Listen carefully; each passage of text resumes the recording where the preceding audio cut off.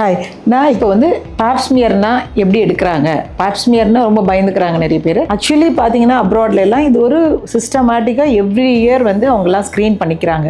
அது ஒன்றுமே இல்லை. லித்தாட்டமி பொசிஷனில் அப்படி லித்தாட்டமி பொசிஷன் கூட தேவையில்லை. பேஷண்ட் இப்படி படுத்துட்டு காலை மடக்கிட்டு இருந்தாங்கன்னா சர்விக்ஸை மட்டும் நம்ம படுக்க வச்சு வெஜைனாவில் இந்த ஸ்பெக்லம் இப்படி போட்டு சர்விக்ஸை எக்ஸ்போஸ் பண்ணிவிட்டு இந்த சர்விக்ஸில் இப்படி ஒரு 360 டிகிரி ரொட்டேட் பண்ணிவிடுவோம். இந்த மாதிரி ரொட்டேட் பண்ணதுக்கப்புறமா இதை எடுத்து இதுக்குள்ளார இந்த மாதிரி லிக்விட்குள்ளார போட்டுருவோம்.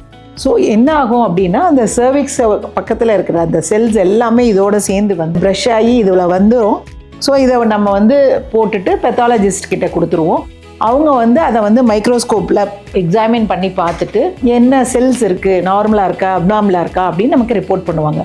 இன்கேஸ் அப்நார்மலாக இருக்குது அப்படின்னா ஃபர்தராக வந்து நம்ம கால்போஸ்கோப் பண்ணிக்கலாம். ரொம்பவே கன்ஃபார்ம்டாக அப்நார்மல் செல்ஸ் இருக்குது அப்படின்னா அதுக்கான ட்ரீட்மெண்ட் சம்டைம்ஸ் லேசர் இல்லை க்ரையோ இல்லை லீப்பு இல்லை கோனைசேஷன் இல்லை ஹிஸ்டெக்டமி இந்த மாதிரி ப்ரொசீஜருக்கு நம்ம போக வேண்டிய சுச்சுவேஷன் வரலாம்.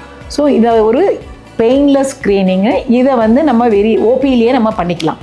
இதுக்குன்னு ஒரு தனி இடத்துல பண்ணணும் அப்படின்லாம் கிடையாது. அதாவது டாக்டர்ஸ் எக்ஸாமின் பண்ணி பார்க்குறாங்கல்ல, அப்போயே வந்து 2 விரலை வச்சுட்டு அப்படியே கூட எடுத்துடக்கூடிய ஒரு வெரி ஈஸியான ப்ரொசீஜர். ஐ ரெக்வெஸ்ட் எல்லா விமனும் கண்டிப்பாக இந்த ஸ்க்ரீனிங்கை அண்டர்கோ பண்ணி அவங்கள தன்னை கேன்சர்லேருந்து பாதுகாத்துக்கணும் அப்படின்னு கேட்டுக்கிறேன்.